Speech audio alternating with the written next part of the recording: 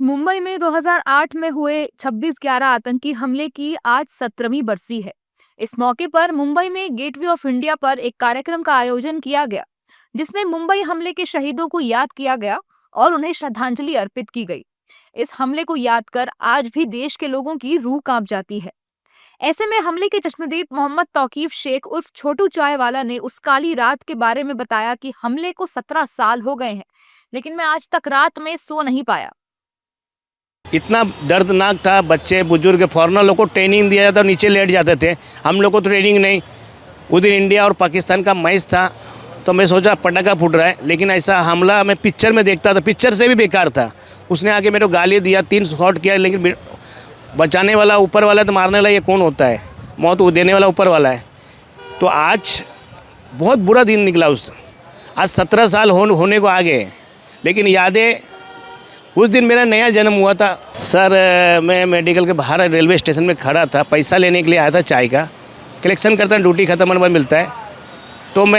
तो साहब लोग बोला बहुत क्राउड है, आप छोटू बाहर जाके खड़ा रहना।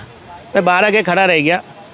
तो इंडिया और इंग्लैंड का मैच था, तो मतलब इंडिया मैच जीत गया। तो पटाखा पैसे दिवाली में अपन फोड़ता, फट फट फट फट ढूम। कुछ समझ में नहीं आता। 2-4 पुलिस वाले थे, वो भी दिख रहे नहीं है। पब्लिक भगदड़ हो रही, कुछ समझ में नहीं आ रहा है।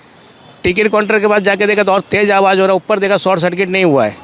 फिर मैं खड़ा होकर देखा, मतलब गलत खबर रहेगा, पब्लिक भगाऊंगा, पुलिस वाला मारेगा। ज़्यादा ही आवाज़ होने लगा तो भागो भागो, इधर से भागो उधर से भागो, बम फट रहा है। ये रास्ते से निकलो, वो रास्ते नहीं। कुछ पब्लिक थे, नासिक पूना मनवाड़ वाले गए। मतलब टिकट पाइए, मेरे को टिकट चाहिए। मैं 2 घंटे से लाइन में खड़ा। मैं अंदर टिकट काउंटर के अंदर गया, गेट नहीं लगाया। साहब लोग को बोला गेट लगाया, और साहब लोग को बोला बाहर बम फट रहा है। तो बोलता नहीं, शॉर्ट सर्किट हुआ रहेगा। मतलब थोड़ा आदमी बचा हुआ है, उनको निकाल के आप रेलवे छोड़ने बोला टिकट ही निकाल। मैं निकाल के दूंगा, आप रेलवे छोड़। पूरा खाली हो गया, कुछ समझ में नहीं आता है। पब्लिक गिर रहे पड़ रहे। तो उतने में जो अभी फांसी हुआ, पहले नाम नहीं मालूम था, वो चल क्या है, 6 पैकेट, पीछे बैग, आगे बैग, छोटा बंदूक बड़ा बंदूक।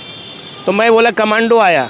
तो उसने मेरे को पंजाबी लैंग्वेज में बहुत गंदा सा गाली दिया, और 10 कदम पीछे हो गए, बुलेट से मारा। हम लोग लाइट बंद नहीं किया था, कांच टूटी। दूसरा मारा, एक टेबल के वजह से मैं बचा। 3 फायर करके चले गया पीछे। फिर हैंडगन डाला। फिर मैं हेल्पलाइन नंबर में फ़ोन किया, जीआरपी के हेल्पलाइन नंबर में जो भी था। 2-4 लोगों को फ़ोन किया कि ऐसा हम लोग फंसे हुए हैं। तो कितना टाइम रुकेगा? आवाज़ तेज़, किधर क्या हो रहा है, कुछ समझ में नहीं आता। मतलब साहब को, एक मास्टर को यहाँ लग गया था, उसको बोला बैठो साहब, रुमाल लेके।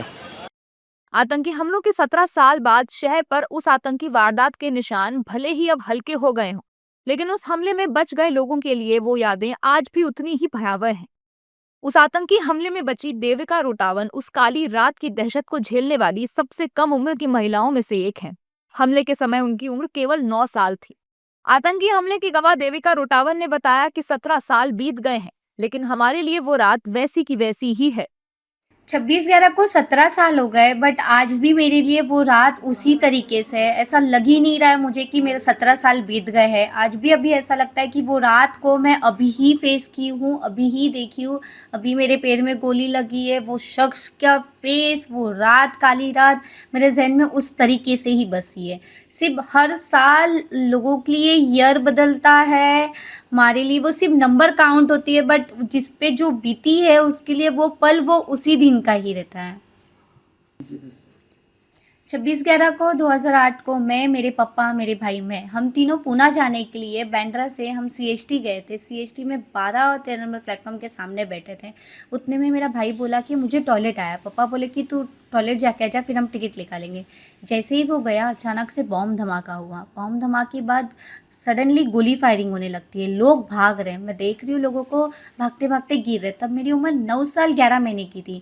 मैं देख रही हूँ किसी के हाथ से खून निकल रहा है, तो किसी के पैर, तो किसी के सर, तो किसी के पेट से।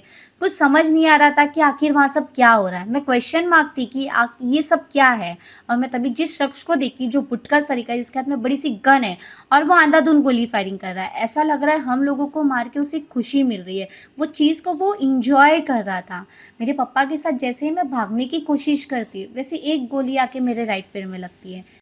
इस हमले में करीब 166 लोग मारे गए थे और 300 घायल हुए थे। सुरक्षा बलों ने 10 में से 9 आतंकियों को तो मार दिया, लेकिन अजमल कसाब जिंदा बच गया था, जिसे गिरफ्तार कर लिया गया था। उसने बचने के लिए जमकर ड्रामा किया, लेकिन सरकारी वकील उज्जवल निकम ने उसके और उसके आका पाकिस्तान के मंसूबों को चकनाचूर कर दिया। उज्जवल निकम ने बताया कि केवल दहशत फैलाने के लिए यह हमला किया गया था। मैं ये दिन कभी भी मेरी जिंदगी में भूल नहीं पाऊंगा।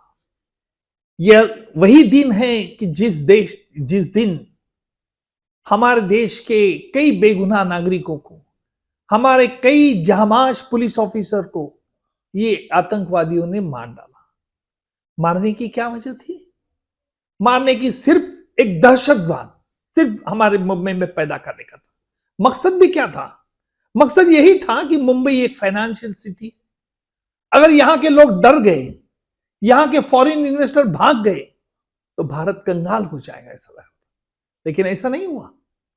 ये दिन में यही दिन की जिस दिन 9 आतंकवादियों को तो हमारे पुलिस ऑफिसर ने तो ढेर कर दिया, लेकिन एक आतंकवादी तो बच गया, जो अजमल अमीर का साथ था, जिसको कानून के माध्यम से हमने फांसी तक सजा दिलाई। मुंबई हमले का जिम्मेदार लश्कर-ए-तैयबा था। उसने भारत को दहलाने के लिए पाकिस्तान से 10 आतंकी भेजे थे। गिरफ्तार किए गए आतंकी अजमल कसाब को 2012 में फांसी दे दी गई थी।